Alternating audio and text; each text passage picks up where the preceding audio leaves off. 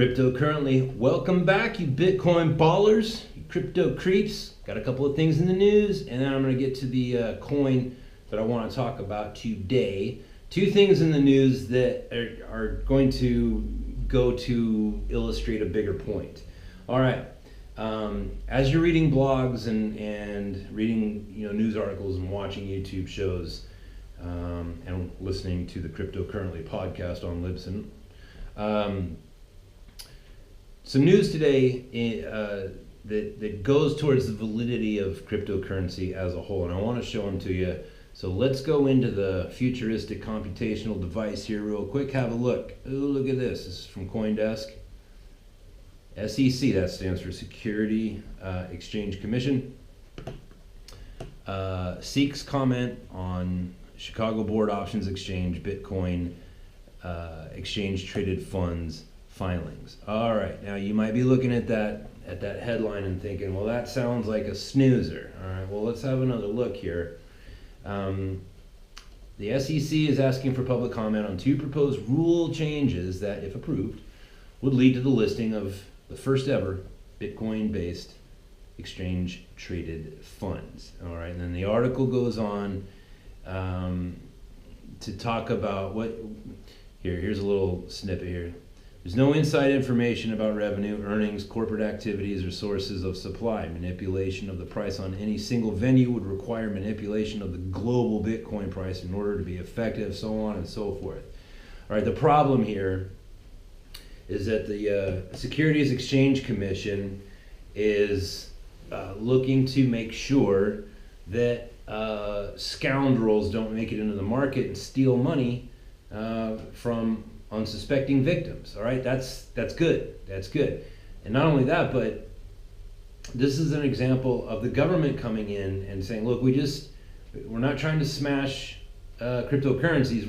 We just want to make sure that everything's on the up and up, and so we're going to build some structure around this to make sure that that we can take everything that we already know about the human condition and make sure that people aren't out there abusing it and abusing other people with it. So at first glance, yeah, this article looks like it's kind of boring, but it's not. It's proof. It's social proof that as a society we're gonna go ahead with this cryptocurrency thing, and we're gonna build around it. All right. So that's number one. Number two. Let's go back to put some glass on another article here. China. Okay. September. We all saw the bloodbath when China pulled the cork on cryptocurrencies and the bloodbath on Bitcoin, the way that affected it. China isn't shutting down Bitcoin miners. Okay, here's the thing. You should read this article, but basically what it's talking about is the availability of electricity. So there's cryptocurrency like Bitcoin miners, and they have a lot of equipment, and that equipment requires a lot of electricity. And there's a lot of people in China, so there's only so much electricity, and there's all these people. People got to stay warm during the winter. They got to stay cool in the summer. And these people are burning through a lot of electricity. And that was when China did what they did in September. It was a knee jerk, right? It was a reaction. They saw a big problem and they just said, you know what? We're just going to chop this off right now, just get rid of it, and we'll try to figure it out later. That's exactly what they did. But you look, China is saying, look, we're not against Bitcoin. We're not against cryptocurrencies. We're against the effect that some of these people are having on the overall community. So let's put in some rules so that you people can have what you want and the rest of everybody can get what they need to get, electricity for their homes and whatever, and everybody will be happy.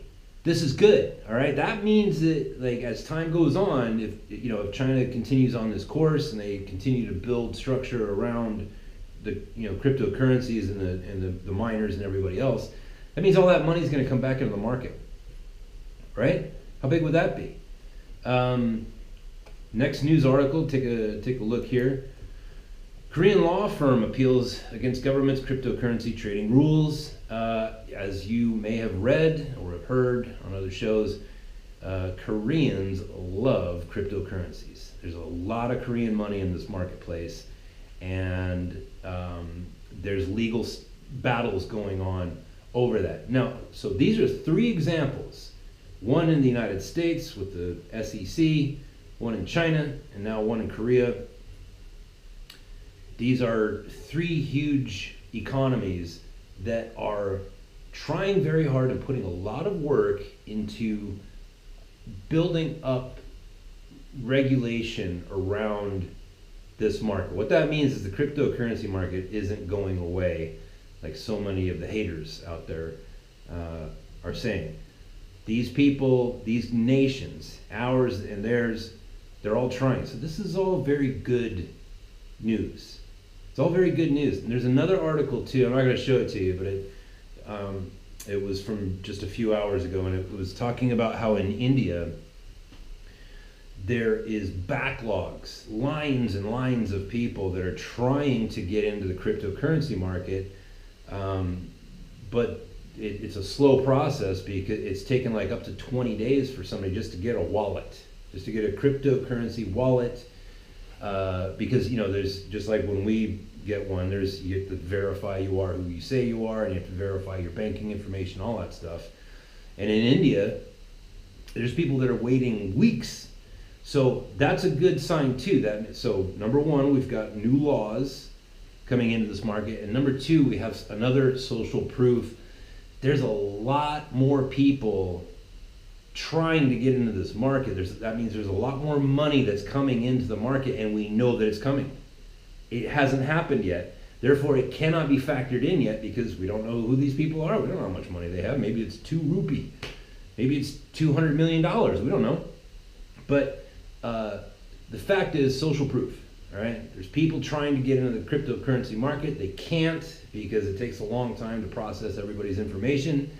There's more people in the United States and in these other countries that are going to be coming into the market, I believe, than there are people in the market right now. So this is far from over. Last thing, I'm going to try to keep it short. Currency of this episode. I won't say of the day because I'm going to do at least one more episode today. But take a look here. This is, I want you to see this, and I want you to watch on the screen hemp. Okay, you see that there's 2 of them there, hemp coin THC and hemp coin HMP. Click on the THC one. Now I did a little snippet on this company before. I think just on my daily podcast, which I didn't do yesterday. But hemp coin, all right, 53 cents, so 2 for $1, basically. Take a look at a couple of things here. Circulating supply, 230 million. No max supply, so a little bit of a red flag. Market cap's looking pretty good. Volumes, 5.5 million. Okay, whatever. But in my opinion, this is still very cheap, and I'll tell you why. Now, hemp is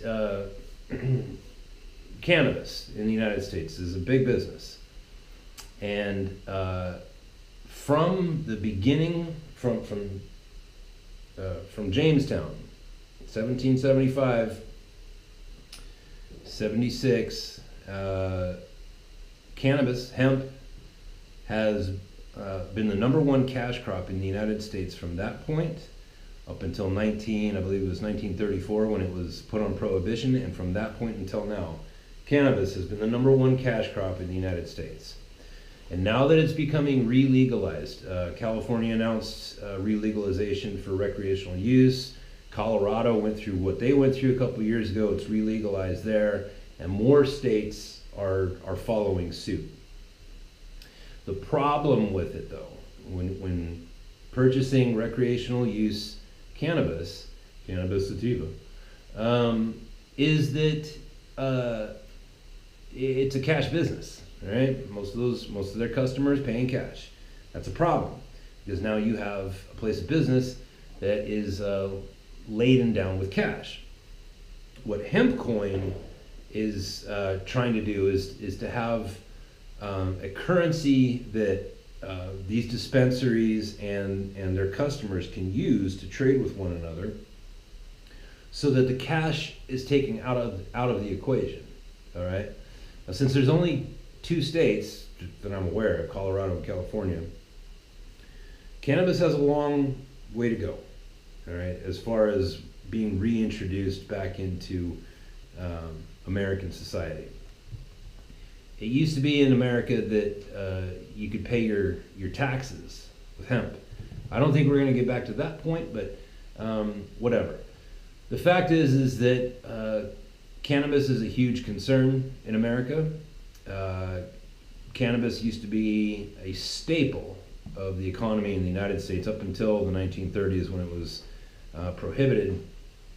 And I believe that it's going to become a staple once again of the U.S. economy. So picking up a little bit of this, I don't think would hurt. I see a lot of upside potential because of the problem that hemp coin is trying to fix. They're trying to take cash out of the equation. This protects the dispensary themselves, because now people aren't going to be trying to rob them because they're cash heavy. It protects the individual customer, because now they're not getting mugged outside of the dispensary, because everybody, all the criminals know that if they're walking into a dispensary, they got cash in their pocket, right? So now those people's lives are protected. So now we've protected the dispensary, we've protected the customer. Now the final thing here, and this is why this actually applies to the business mind, is cannabis is still illegal federally. It's legal in California and Colorado because states have the right to self-govern, all right? But as far as the federal government is concerned, it's still illegal, and it probably always will be. So when it comes to depositing your money, like if you own a dispensary and you go to deposit that money in a federal bank, some of those banks, they're like, no, we can't take your money. This is ill-gotten gains. You can't put drug money in our institution. We'll get in trouble with the Fed. That's a problem. If you have a digital currency, problem solved, right? You no longer have to worry about that, because you're not making cash deposits. You could do a bunch of other things, right? Those dispensaries can convert that coin into some other, like Ethereum or something, cash it out, drop that money in the bank. Who knows? I don't even know if that would be legal, but it certainly would lend itself to the idea that the banking problem in the cannabis industry would be solved. That's hemp coin, THC on the board there, and you can check out their website and you can see all the claims that they make about the problems that they're trying to solve. That's the show for right now. I will talk to you a little bit later on in the day. Have a good one.